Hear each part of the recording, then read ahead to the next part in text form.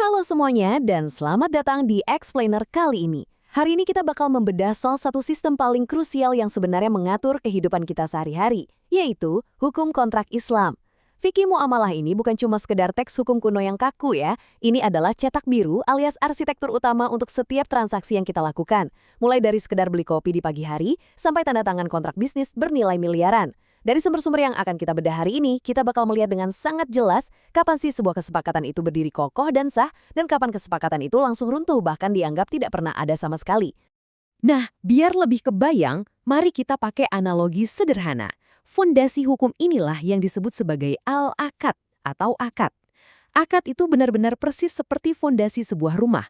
Kalau dibangun pakai material yang tepat dan izin yang sah, rumahnya pasti berdiri kokoh dan aman sampai bertahun-tahun. Tapi, coba bayangkan kalau rumah itu dibangun di atas tanah rawa yang lembek, tanpa izin, dan pakai material abal-abal. Secara hukum, bangunan itu sama sekali tidak diakui keberadaannya dan harus dibongkar. Itulah inti dari sebuah al-akad. Dia bisa jadi fondasi super solid yang melindungi hak-hak kita, atau malah cuma sekedar ilusi yang nggak punya kekuatan hukum sama sekali. Oke, untuk alur bahasanya, ini dia agenda kita hari ini. Pertama, fondasi sebuah akad.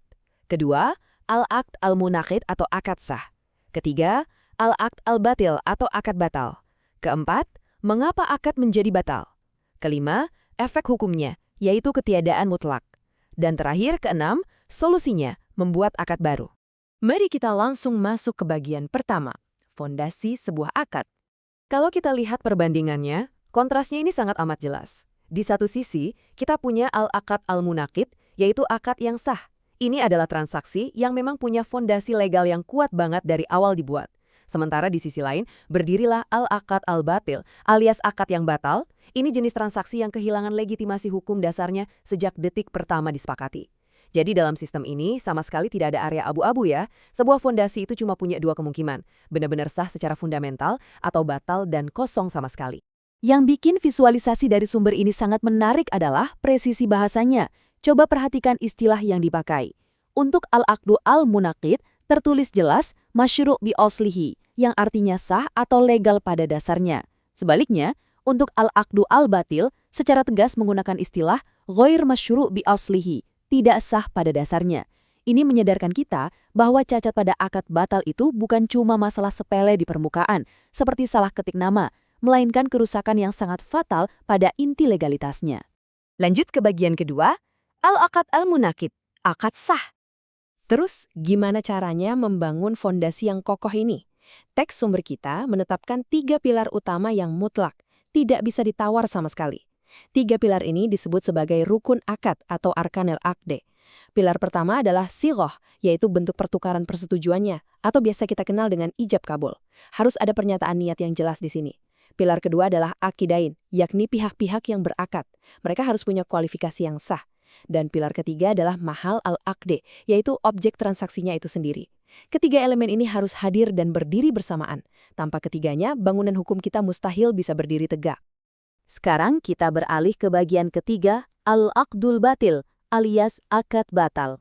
Balik lagi ke analogi rumah tadi. Disinilah letak ketegasan dari sistem kontrak Islam. Kalau satu saja dari 3 pilar tadi itu hilang, atau terbuat dari bahan yang tidak memenuhi syarat, boom, seluruh struktur hukum akan langsung runtuh. Kesepakatannya tidak lantas berubah jadi kontrak yang sekedar lemah atau bermasalah, tapi seketika kolaps menjadi al-aqd al-batil. Ini adalah keruntuhan total. Semua perlindungan dan ikatan hukumnya lenyap seketika. Masuk ke bagian keempat. Mengapa akad menjadi batal? Pelanggaran terhadap sistem legislatif dasar ini bakal langsung menghancurkan sebuah kontrak. Prakteknya seperti apa? Pertama, karena tidak ada kapasitas hukum atau ahliyah. Bayangkan ada anak kecil di bawah umur yang tiba-tiba mencoba menjual sertifikat rumah. Kapasitas hukumnya jelas tidak terpenuhi, kan? Kedua, hilangnya unsur kesepakatan atau kerelaan yang disebut tarodhi. Misalnya nih, tanda tangan didapatkan lewat paksaan atau ancaman. Ketiga, objeknya sendiri tidak sah secara hukum atau ma'qud alaih yang bermasalah. Contoh paling gampang, menjual barang curian yang bukan milik sendiri. Cacat-cacat struktural seperti inilah yang menghancurkan akad dari dalam. Lanjut ke bagian kelima, efek hukum, ketiadaan mutlak. Mari kita renungkan sebentar sebuah ungkapan bahasa Arab dari teks kita ini. Kalimatnya sangat puitis, tapi implikasinya luar biasa berat. Huwa wal adam sawa, Artinya, akad yang batal dan ketiadaan adalah sesuatu yang sama persis. Ini bukan sekedar perumpamaan sastra loh, melainkan sebuah realitas hukum yang sangat absolut. Kontrak yang batal itu ibarat hantu di mata hukum. Secara harfiah, dia berarti ketiadaan. Nah, karena statusnya setara dengan ketiadaan alias nol besar, akad yang batal itu sama sekali tidak bernilai. Tidak ada hak milik yang berpindah tangan, dan tidak ada hak atau kewajiban baru yang tercipta dari dokumen tersebut.